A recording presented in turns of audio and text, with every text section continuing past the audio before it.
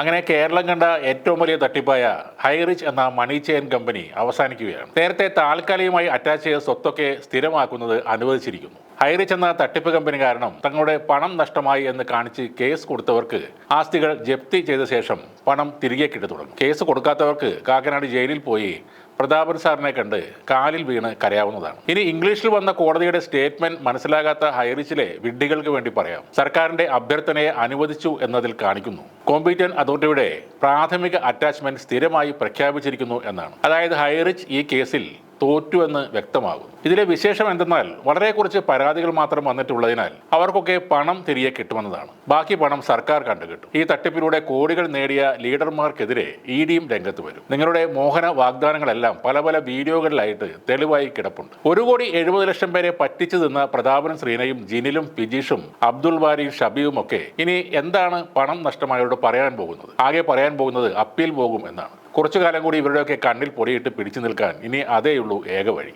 നിങ്ങളുടെ ഭാഗത്ത് എന്തെങ്കിലും ഒരു തരുമ്പ് ന്യായം ഉണ്ടായിരുന്നെങ്കിൽ, അല്ലെങ്കിൽ ഈ കമ്പനി ലീഗലായിട്ടാണ് കാര്യങ്ങൾ ചെയ്തിരുന്നതെന്ന് തെളിയിക്കാനുള്ള ഒരു രേഖയെങ്കിലും ഉണ്ടായിരുന്നെങ്കിൽ പ്രതാപൻ ഇത്രയും നാൾ ജയിലിൽ കിടക്കുമായിരുന്നു. പല പ്രമാദമായ കേസിലെ പ്രതികളും ജാമ്യത്തിൽ പുറത്തു വരുമ്പോൾ ഇട്ട് മൂടാനുള്ള പണമുണ്ടായിട്ടും പ്രതാപൻ ജയിലിൽ കൊതുകടി കൊള്ളുന്നത് വലിയ രീതിയിൽ ഈ കൊള്ള നടത്തിയത് കൊണ്ട് തന്നെയാണ്. പണവും സ്വാധീനവുമുള്ള ഹൈറിച്ചിന്റെ തെറ്റായ രീതിയെ നിയമത്തിന് മുന്നിൽ കൊണ്ടുവരാൻ തയ്യാറായ കുറച്ച് നല്ലവരായ ആളുകളുടെ പരിശ്രമം വിജയം കണ്ടിരിക്കുന്നു. ഇനിയും ഹൈറിച്ചിനെ ജയ് വിളിക്കാം. അതിനൊപ്പം പഴയ വികാരനിർഭരമായ ആവേശം തുളുമ്പുന്ന ഹൈറിച്ചിൽ ചേരാൻ ഓടി വരുന്ന ആളുകളുടെ കുറച്ച് വാക്കുകളും കേൾക്കാം. പുഷ്പട്ട ഞാൻ വരുന്നു പുഷ്പട്ട എല്ലാം അടിവേര് പറ ഞാൻ കരക്കും പുഷ്പട്ട. ആണിക്കല് തറക്കാൻ എൻ്റെ റബ്ബ് എന്നെ പറഞ്ഞ് എൻ്റെ ലക്ഷ്യത്തിൽ എത്തിച്ചിരിക്കുന്നു പുഷ്പട്ട. ഞാൻ വരുന്നുണ്ട് പുഷ്പട്ട, വരുന്നുണ്ട് ഞാൻ വരുന്നുണ്ട് പുഷ്പട്ട, വരുന്നുണ്ട്. മാഷാ അല്ലാ, എന്താണ് കാണുന്നത്?